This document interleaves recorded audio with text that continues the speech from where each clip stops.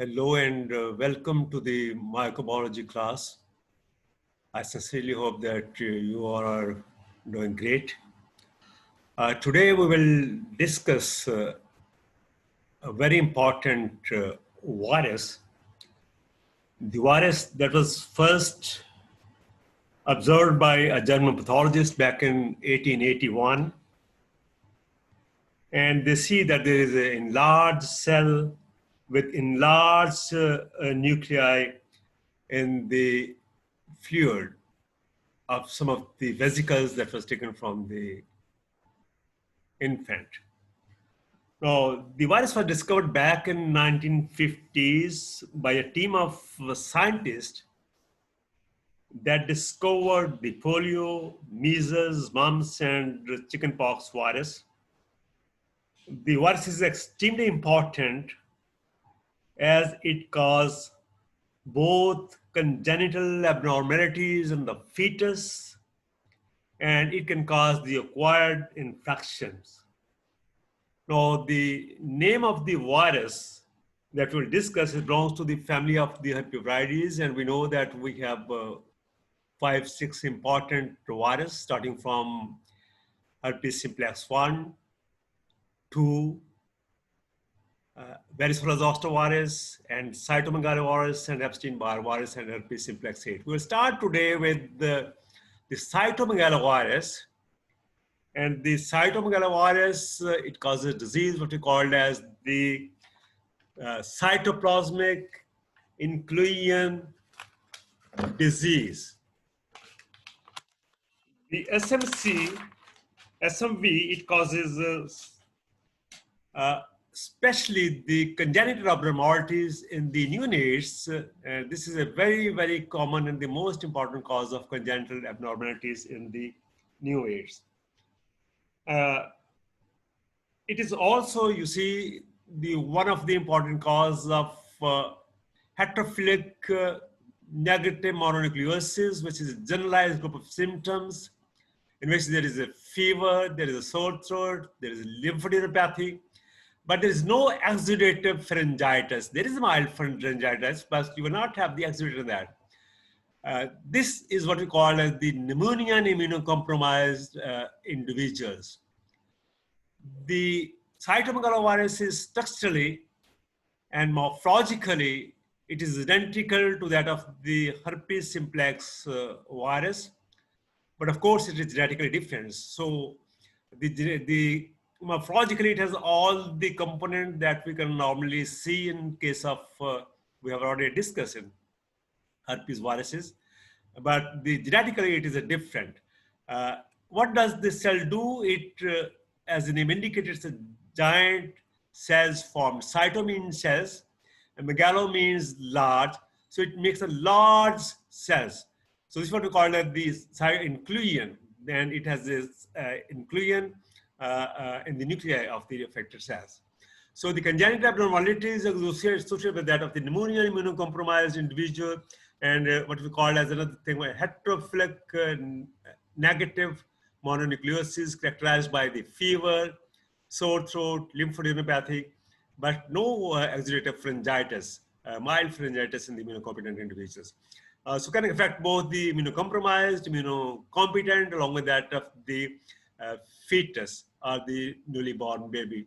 So it can have the both congenital as well as the acquired infections. Now the transmission, the virus is worldwide in distribution.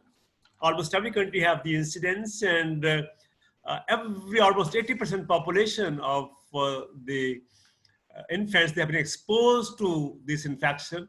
And that's why we have about 80% of the adults that have the antibodies. And they, of course, there are various modes of transmission of the infection of this organism. It can affect the early life, the fetus, because the organism have the potential to cross the placenta. It can even, you see, acquired within the birth canal during the process of delivery, and it can be acquired by the breastfeeding, or it can be acquired by the transfusion. So we have multiple mode of transmission of this virus. In the early life, mostly the fetus acquired the infections, through the mother who is the already carrier of this the virus can cross the placenta. Also, you see, if it does not require through the placenta, during the process of delivery, it can require through the birth canals because the mother is the carrier. Breast milk can also be a source of infection, and the blood transfusion also. Now, in the young children, it is mostly acquired through saliva. This is what we call as the kissing disease. Okay. Later in life, it is through the sexually transmission, present in the semen, and it is present in the cervical secretions. So all the three different developmental stages of the individual or the fetus, from starting from the newly born baby or the fetus till the early life, and then to the younghood, they all ages are susceptible to this infection. Now, the blood transfusion and organ transplantation is another source of the spread of these infections. And mostly you see the solid organ transplant, like the tissue graft and the bone marrow transplant, they are the most important source of infection of this microorganism. The clinician have observed many cases of cytomegalovirus infection virus in the transplanted individuals. So we'll have to be careful while having patient of transplant, and we should have the screening for that patient for the cytomegalovirus. Now, the pathogenesis of the disease, what we call as the cytomegalic inclusion disease of the fetus, what happens, you see the organism enters and then the antibodies are formed, the mother become carriers, and in the process of during the pregnancy and fetus development, the organism can cross the placenta. And what you call it causes the multinucleated giant cells with prominent intranuclear inclusion. This is a typical lesions produced by the cytomegalovirus, multinucleated giant cells with prominent intranuclear inclusion.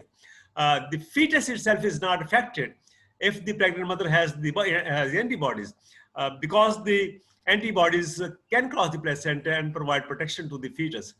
So if the mother has exposed to the infection and it has got the antibodies, and these antibodies, they can protect the fetus also, so the fetus cannot be infected. The congenital abnormalities, they are very common, and they're common mostly in the first trimesters, because this is the time when the precursor cells they are developed. So the fetus during the first trimester, during the process of developmental stages, when the organs and the bone organ formation started, the congenital abnormalities can occur. The children and adults infections, which is mostly asymptomatic, except in the immunocompromised individual.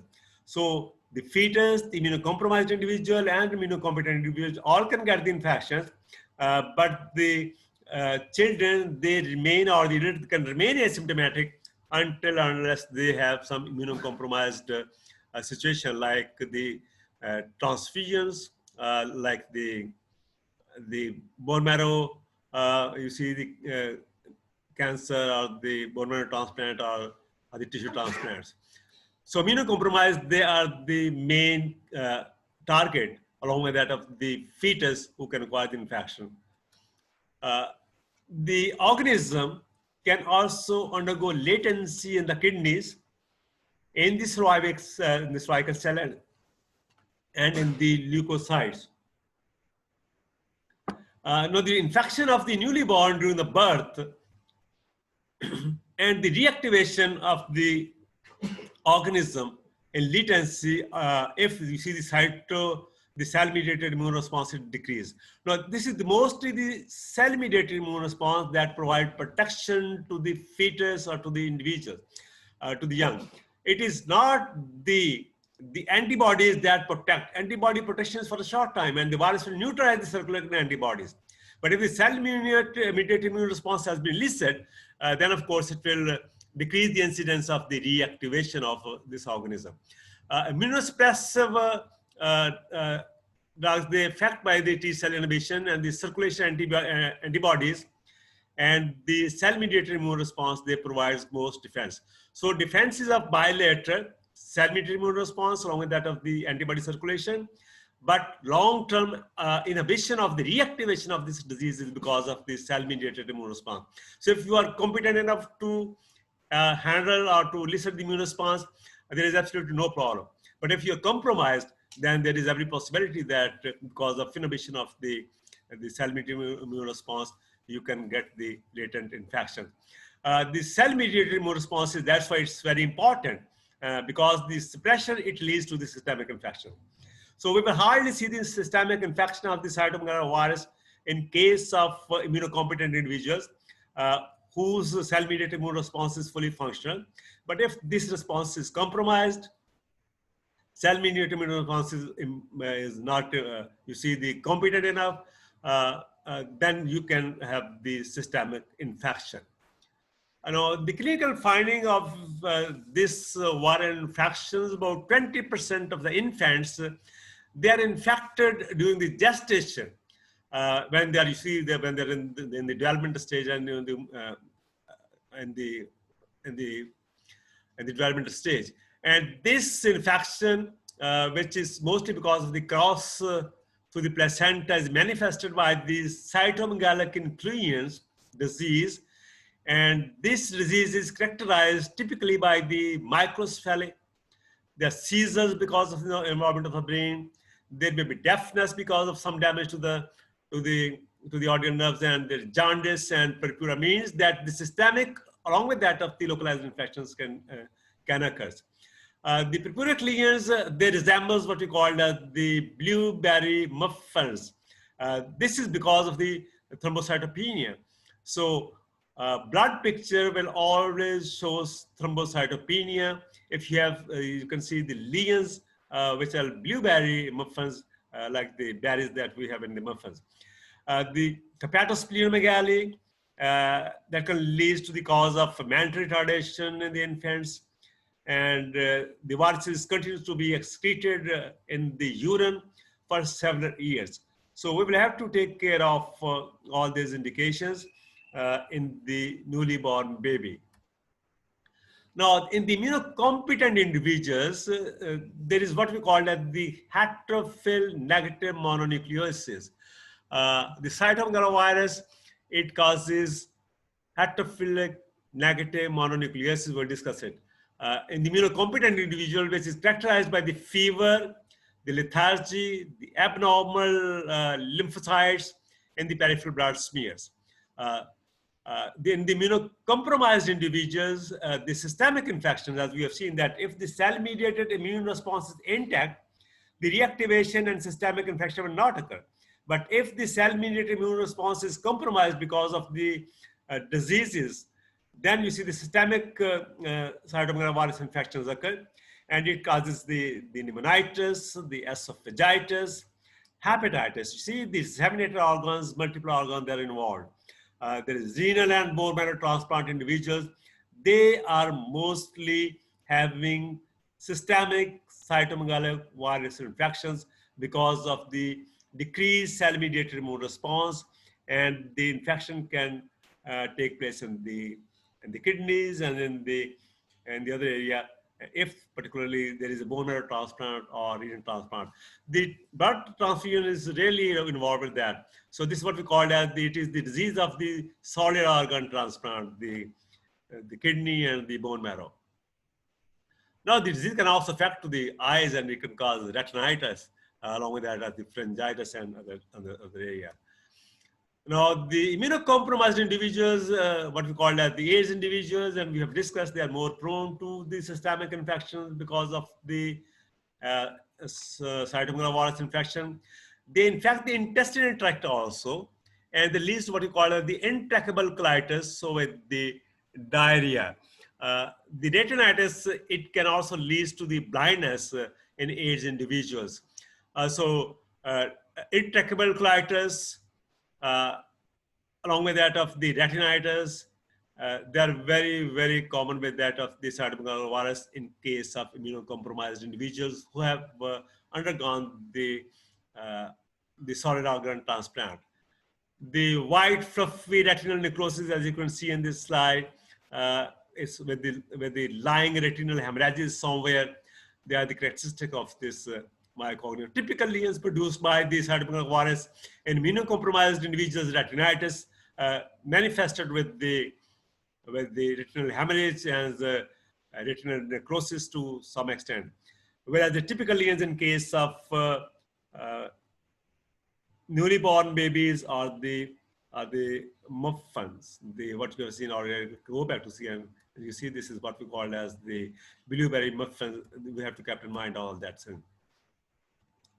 Now, the lab diagnosis of cytomegalovirus is performed with the help of a specialized vials which have the living cell cultures, what we call as this shell vials culture, and they are used in the specialized laboratory.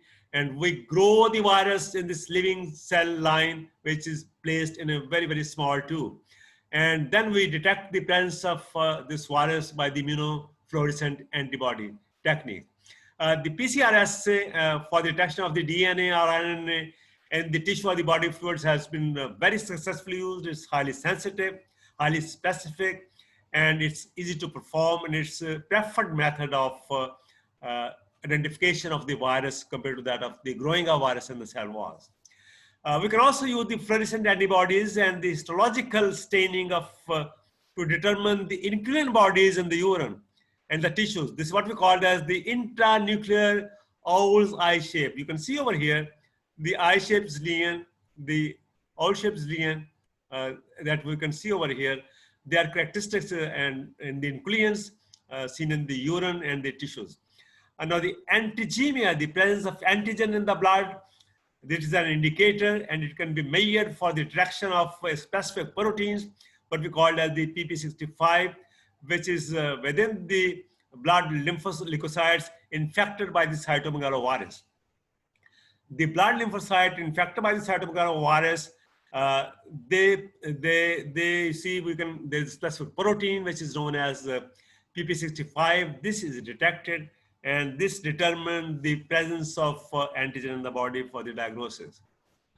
The prevention of this infection is there is no vaccine available, but you see we can also treat the infection with the help of Ganiclover, which is an antiviral drug. It can suppress the progressive within the retinitis and other AIDS patients. We have a very, you see, the designed protocol of therapeutic nature to cover the disease, but that is not out of scope of this discussion, because that is a highly specialized drugs given in the highly specific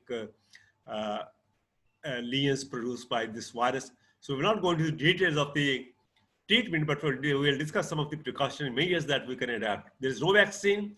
In fact, as we have seen, they continue to shed the cytomegalovirus in the urine for a long period of time. So we will have to keep the affected infants separately. We will have to screen the blood for the transfusion for the cytomegalovirus antibodies, and we will always use the cytomegalovirus antibody negative bloods. The organs from the cytomegalovirus antibody negative donors are preferred. So before we go for the organ transplantations, along with that of the tissue matching, we will also have to have a negative cytomegalovirus donor. But if you see the antibodies are not present, the cytomegalovirus individual is negative. But there are chances that if there is latency, that we have to see by the presence of the antibodies. That's why we see that we have to go for the detection of the antibodies with the help of monoclonal antibodies, antigen, to see that that there is no underlying latent cytomegalovirus infection. The higher titers that would be achieved with the help of immunoglobulins in the organ transplant is recommended. And there is a product available with the name of CytoGam, and that is the hyperimmunoglobulin that is used for the patient who are considered for the transplantation of organ, so that it can be provided protection. That was all about the cytomegalovirus. We have some other discussion on to another member of this family having the same characteristic of cytomegalovirus of the herpes simplex, herpes simplex 2 or the herpes viridis. And this is what we call as the Epstein-Barr virus. Now, this virus causes a variety of diseases starting from infectious mononucleosis. It can also cause Burkitt lymphoma or the other lymphomas like the B-cell lymphomas, nasopharyngeal carcinomas, and in AIDS individual, it causes the hairy leukopenia, leukoplakia. The important properties of this Epstein-Barr virus, will just go into the important antigens which are present on the surface of this virus. And these antigens, they are responsible for the production of the disease, and we can target these antigens for the diagnosis of the disease also. Structurally and morphologically, this is, you see the, it is similar to that of the other herpes virus, but antigenically it is different. It has a viral capsid antigen, what we call as the VCA, and this is the most important antigen that we use for the diagnosis of this virus. We have another virus antigen, what we call it the early antigen, and this is produced prior to the viral DNA is synthesized. And we have another antigen, what we call as the Epstein-Barr nuclear antigen, EBNA, and this is located in the nucleus of the cell chromosome. So we have three important antigens of Epstein-Barr virus, which are diagnostically significant, and of course they are pathologically significant also. The viral capsid antigen, the early antigen, and the Epstein-Barr nuclear antigen. These three antigens have to be kept in mind while discussing the diagnosis and the pathogenesis. We do have some of the other antigens, like we have the lymphocyte determined membrane antigen and the viral membrane antigen, and they can be detected during the disease process, but they're less important. So we'll have to consider the first three first. The neutralizing activity is detected against the viral membrane antigen, and the infection is mainly in the lymphocyte cells, primarily the B lymphocytes. So the Epstein-Barr virus is mainly responsible for infection to the lymphocytic cell series. It infects the epithelial cells of the pharynx also, and it results in the sore throat also. The Epstein-Barr viral DNA, it is in the nucleus. It does not integrate into the cellular DNA in the infection, as we see. There is integration at some stages in the previous virus, the herpes 1 and herpes 2. They are not all genes that transcribe. Only the subset of a translated gene is important for that. So the transmission of the disease, it is mainly to the exchange of saliva. That's why we call it a kissing disease. The reactivation of the latent infection and the active infection, it is there. The blood transfusion of Epstein-Barr virus is very, very rare. The most common infection worldwide, more than 90% of the dirt, they have the antibodies compared to that of the 80% in case of CytoMGEBV virus. So almost everybody has been exposed to this virus. Now the infection is mostly asymptomatic in the first few years of the life, but early infection in the lower socioeconomic groups, like in the third world countries and the developing countries like Pakistan, it's very common. The frequency of clinically apparent infection is the mononucleosis highest in those individuals who are exposed to the virus in later life, particularly the college graduates. The graduates are the individuals of your age group.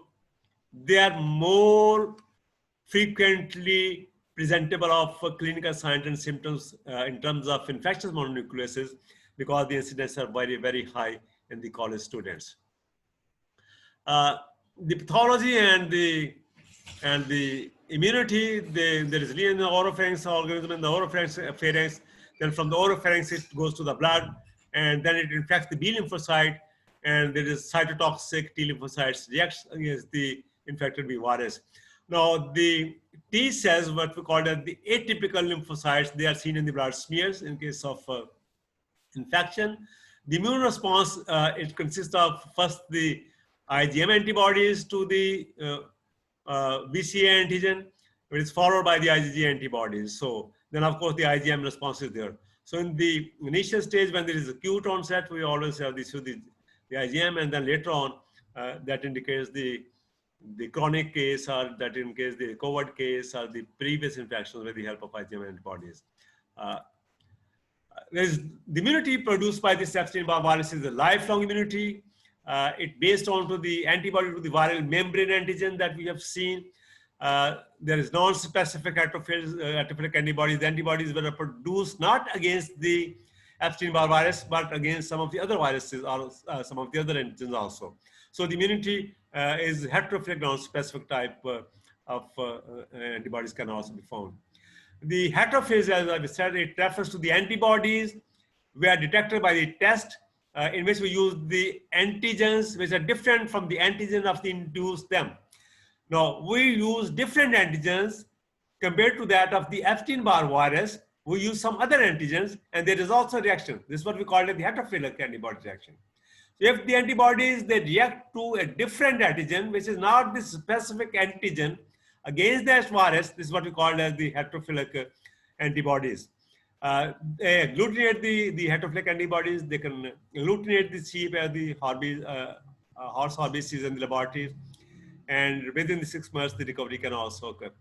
There's non-specific test for the EHB infection. It's not the specific test. It is also seen in the various other individuals who are having hepatitis B or other serum sickness.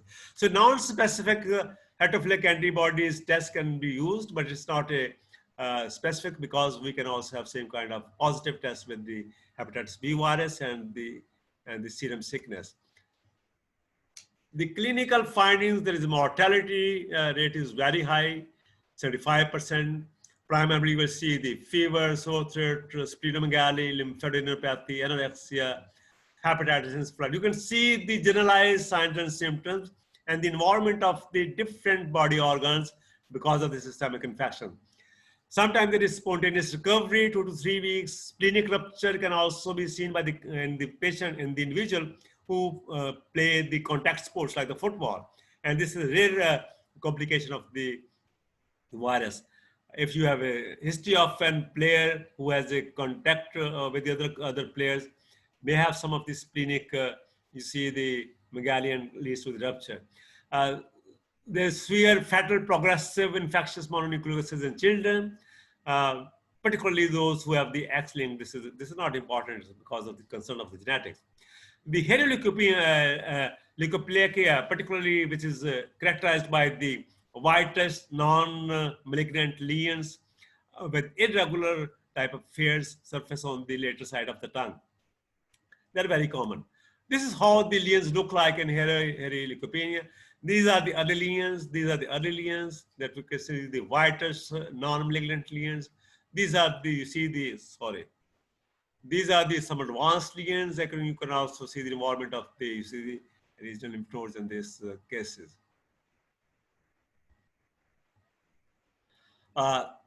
Then, of course, you see this organism, virus is also associated with the several cancers, particularly the Burkitt lymphoma, the Hodgkin lymphoma, and the nasopharyngeal carcinoma.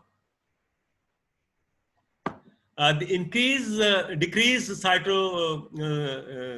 cell immunity, it predisposes to the uncontrolled growth of the Epstein-Barr viruses, and it is also associated with the, you see the other like the bone marrow transplant, organ transplant, and other lymphomas. Main predisposing factor to this is the graft that we have to look into consideration. The lab diagnosis, we have 2 approaches. One is the hematological approach. The other one is the immunological approach. In the hematological approach, there is absolute lymphocytosis, 30% abnormal in large. You see the cells often maculated, cytoplasm can be observed. In immunological approach, there are 2 types of serological assays. One is the heterophilic antibody test, which is used for the early diagnosis, and this is positive in case of Epstein-Barr virus. And we can also use another test, which is known as the monospot test, often used to detect the heterophilic antibodies. It is sensitive, it is more specific, it's less expensive. So we always prefer to use the monospot test compared to that of the heterophilic antibodies test. We do have some more other procedures for the diagnosis of these infections, like you see various antibody tests out there. We can also go for the IgM antibodies against the A antigen and the virus antigen, then core antigen, what you call as. Then we can also isolate the organism, but that's not